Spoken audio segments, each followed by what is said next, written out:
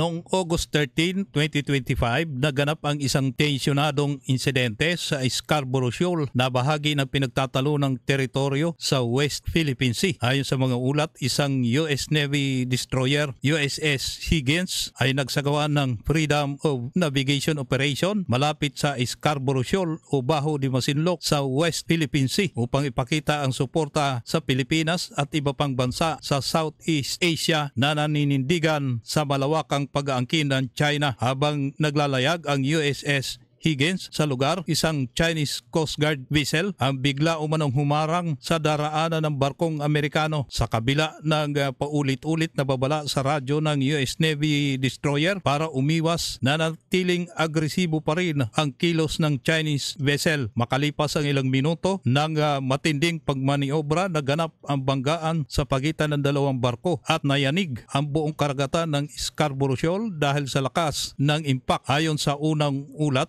bahagyang napinsala ang harapang bahagi ng USS Higgins, ngunit agad itong nakontrol na mga tripulante. Ang Chinese vessel naman ay nagtamo rin ng malubhang pinsala sa unahang bahagi at kinailangan pang humingi ng tulong mula sa iba pang Chinese ships na nasa paligid lamang ng nasabing karagatan. Mabilis namang kumalat ang balita sa buong mundo. Tinuligsa ng US government ang irresponsabling maniobra ng Chinese vessel habang iginigit naman ng Beijing na ang Amerika ang provocateur na dapat sisihin. Sa Pilipinas, nagdulot ito ng matinding pangamba, ngunit kasabay niyan ay pinatibay ang loob ng marami na suportado ng Amerika ang kanilang laban para sa soberanya. Ang insidente ay nagpatindi lalo sa tensyon sa West Philippine Sea at naging sentro ng mga talakayan sa United Nations at Association of Southeast Asia Nation kung paano may iwasan ang mas malalang sigalot. Makailan lamang nagbanggaan din ang dalawang sariling barko ng China dahil umano sa kanilang paghahabol sa BRP Suluan ng Pilipinas na maghahatid lamang ng supply sa mga mangingisdang Pinoy sa nasabing karagatan. Ang naturang banggaan na dalawang barko ng China ay tinawag ng mga Pilipino na karma sa China dahil sa pag-aangkin nila sa buong South China Sea na sa kanila kahit napakalayo nito sa kanilang bansa. Dahil sa lalo pang pag-igting ng China sa kanila ang Scarborough Shoal, ay patuloy naman ang pagdagsa ng mga armas pandigma sa Pilipinas mula sa kanilang mga kaalyadong bansa na tulad ng Japan, South Korea, Australia at Estados Unidos.